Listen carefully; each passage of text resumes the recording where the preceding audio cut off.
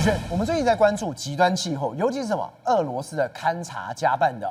我们从去年在讲这边地震很严重，对不对？就没想到这个雪下得更严重。其实我前几天看已经觉得够夸张喽，没想到现在这怎么样？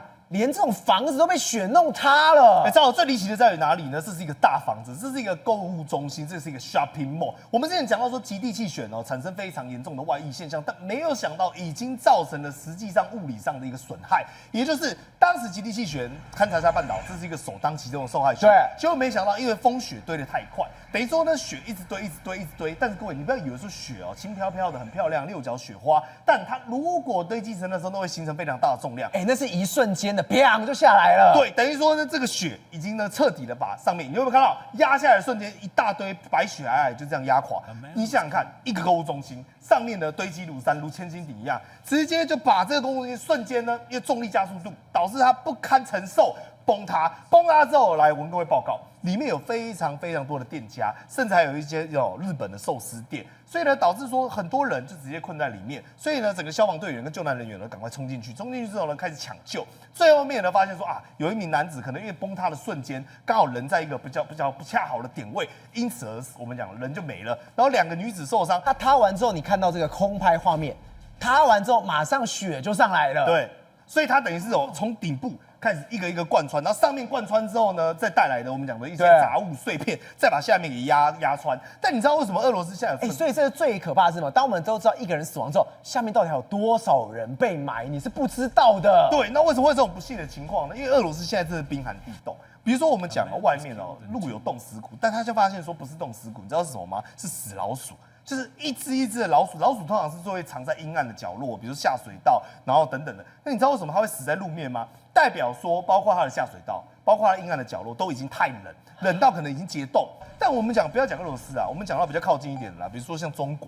中国现在呢也陷入这种我们讲的极地气旋的一个风暴范围里面，所以包括一路到我们讲长沙一带，已经是非常南边了，都处于极端气候，也就是这边全部都是降雪地，对啊，都是这个蓝的，有没有？对啊，全部都下雪。对啊，就只剩你看海南岛啊，然后以及广州这些比较更南部的没有而已啊，上面全部都是啊。所以你知道吗？我们举几个例子像陕西最近呢，他们很多人在吃这个流水席。但是吃了变成这个要怎么吃？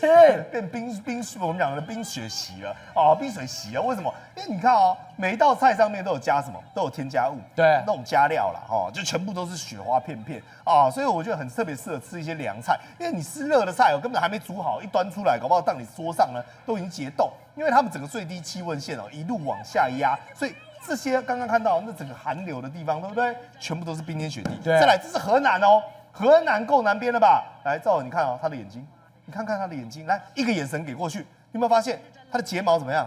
都是雪了充满了魅力，上睫毛下睫毛通通全部都是雪，然后呢后面的人也是，所以这不是故意的，这不是走到外面的，就全部的睫毛长雪花啦。那另外呢，在长春这个地方更惊奇。为什么呢？